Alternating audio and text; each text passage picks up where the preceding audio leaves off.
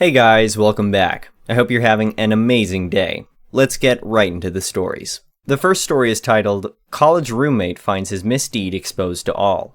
When I went off to college, my freshman year roommate was that guy everyone tells horror stories about. This story took place after I'd already put up with a lot of misery from him, but before he'd really pissed me off. Just to be fair to everyone, this was quite a while ago. I'm not going to give an exact date, but here are the say how old you are without saying how old you are clues. AOL was carpet bombing everyone's mail with CD-ROMs trying to get you to use their services. Digital cameras existed, but even the cheapest ones were expensive, and we were all some shade of poor college student, so we were using film cameras, usually of the disposable variety. This will be relevant later. Anyhow, I was in a double occupancy room on a floor with about 16 such rooms. Other than my roommate and one or two others, the other 35-ish people on my floor of our dorm were great. People were friendly, planned social events large and small together, and were generally pleasant to be around. Roomie, as he shall henceforth be known, wanted to be the bad boy. He was obsessed with the movie Fight Club. He started a fight club. He drank, underage, and smoked, so gross, in our room. He played loud music in the room while I was sleeping. He'd steal stuff from others, and was just generally an annoyance for the rest of us. Anyhow, after returning from a trip, I had left a disposable camera with a couple of shots left sitting on my desk, wound and ready to take a picture at a moment's notice. When I came back from classes that day, I was putting it away and realized that it was no longer wound. Someone had taken a picture. Roomie and I had some history by now, so I instantly knew what had happened. Whatever, I used the last picture or two, then took it in to get it developed. If you are reading this and expecting pictures of anything other than Roomie's ass, I have a few somewhat contradictory thoughts for you. You are a sweet, sweet summer child. Just so you know, I'm talking about Roomie's bottom, not his donkey. Don't change. If it's not already too late, you should get off the internet and enjoy the last gasps of your innocence before you realize that this is about as benign as you're going to find here. It only took a decade or so to be able to laugh about all my trouble with Roomie. Learning to live away from home is a great experience. Sorry, back to the story now. I was a little irritated because at this time you paid per picture developed, and so I'd managed to exchange actual cash money for 2 pictures of Roomie with his ass hanging out along with the rest of the pictures on that roll of film. So, there I was, sitting at my desk thinking about revenge, and about half a second of thought let me hit upon the obvious, perfect, glorious solution. Every floor on our dorm, which was quite large, had a bulletin board that was literally the first thing you'd see when getting off the elevators at our floor. Each floor could decide how they wanted to decorate their own board. Some floors had boring stuff like announcements, some had paintings, but we had decided that we were going to post pictures of us doing fun things. Anyhow, these 4 feet by 8 foot boards were entirely covered with an ever-changing photo collage. Roomie was way too cool to pay any attention to this or contribute in any way, so I just worked both copies of his moonshot into the collage. It was perfect. It was just a sea of faces, so one more pasty oval didn't stand out in the least.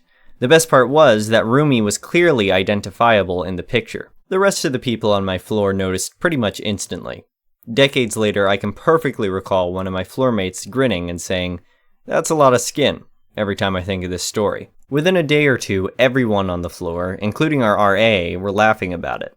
We all were just waiting to see how long it would last. But Roomie's bridges had all been long burned at this point, so there wasn't really anyone that was going to tell him about it. It was weeks before he found out. He continued to be the bane of my existence, but those are stories for another day, and he never messed with my cameras again.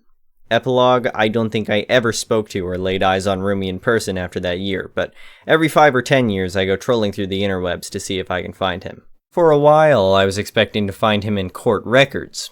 To his credit, he appears to have settled down, has a good job, and a family. So, Roomie, if you're reading this, nice job turning things around. Good luck. The last story is titled, My Father Sued My Sister for My Mother's House. A bit of backstory, my parents got divorced 33 years ago. Oh, and at the time, they both owned several houses. When they separated their assets, my mother got the home she lives in now, and my father got the home he lives in now, but he tried to still take the home she lives in by not paying the mortgage payments and not telling her he hadn't paid the mortgage. Had it not been for my godfather loaning my mom the money to get the payments up to date, my father would have put my mother and his 3 kids out on the street. Fast forward 28 years later. My father owned his own business, and he was looking for someone to buy it, and so my sister offered to buy it from him. They agreed on price and signed the contract. Now here's the rub. The business was a business that was losing customers because it's a dying industry, and my father never told my sister that. My sister is one of the hardest workers I know, and she put everything she had into the business, and nothing she was doing was working. And that wasn't because she wasn't doing the right thing, it was because the business in and of itself was a dying medium for that industry. During all this, after my father had finally retired, they got into an argument about a financial matter in dealing with the company, and my father was completely disrespectful in the way he handled it towards my sister, and he did that in front of her employees. My sister stopped talking to him at that point. Over the next couple of months, despite my sister's extensive hard work, the company went under, and my sister had to close the business after it had been open for 38 years.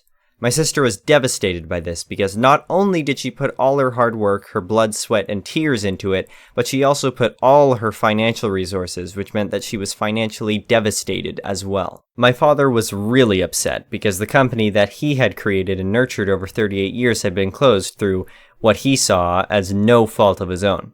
Clearly, because the business closed, my sister could not continue to pay my dad's payments she was paying him for his business. Then she found out that the business had already been dying. In fact, my father had taken money out of his own account to put into the business because he knew it was dying when he sold it to her. He literally scammed his own daughter in the sale, for lack of a better way of saying it. Because she stopped paying him, he decided that he was going to sue her in court with a judge and everything. Now for context, a few years before all of this happened, my mom had gotten sick and gone to the hospital, and at the time I lived across the country and my brother lived across the country, and the only one who lived in the same state was my sister. My mother was afraid that if something happened to her, we wouldn't get the house, so she put the house in my sister's name since my sister lived the closest.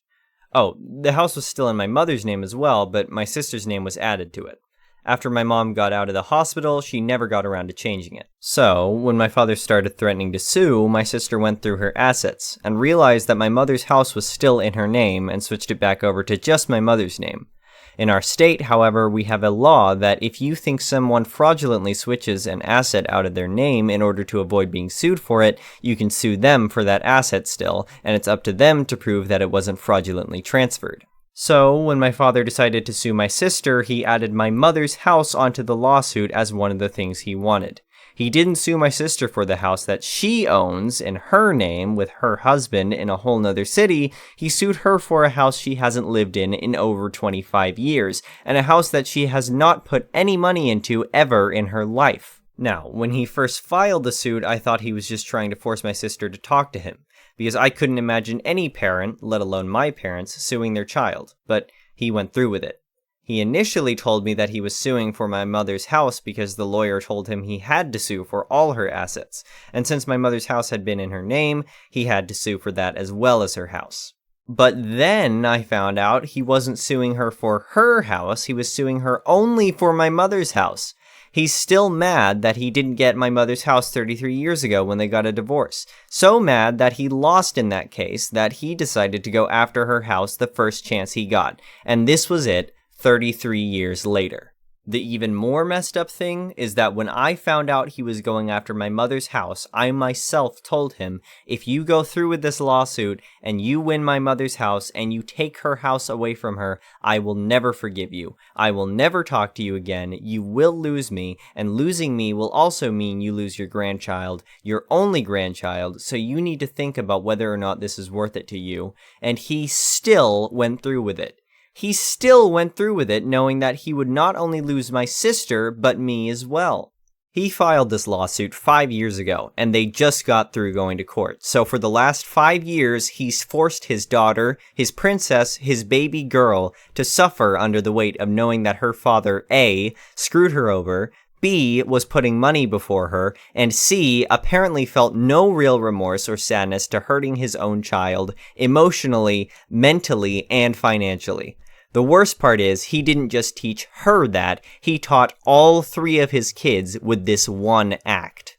He did all of this because he thinks that even though he got everything in the divorce, with the exception of primary custody of us kids and that one house, that he is entitled to take my mom's house after 33 years of her living there, putting all of her time and energy into making it a home for us kids, and putting her own money into improving it, and her paying off the mortgage on her own as a single mother while raising 3 teenage children on what would be considered poverty wages today. We grew up in the late 80s and early 90s. He hasn't put a dime into that property since 1988, and yet he somehow feels like he's entitled to take it away from my mother without even caring about the damage it would do to his own children. And you know how some people have some idea in their head that it's okay to mistreat your kid if they're not your biological kids, like a stepchild or foster child or an adoptive child, which I think is disgusting in its own right, but there are people out there who actually believe that. So for those out there who actually believe that it's okay to mistreat your child if they're not your biological child, I say this. It's not like we're like his stepchildren or foster children or children he adopted or any other random crazy-ass excuse that some random person tries to use to justify their own abuse of their children. We're his biological flesh and blood, and there's no denying it because we look very similar to him and his family. I just can't stop thinking, what kind of sick duck sues their own kid? Update, I commented on this down below, but I thought I'd add this update for those who asked.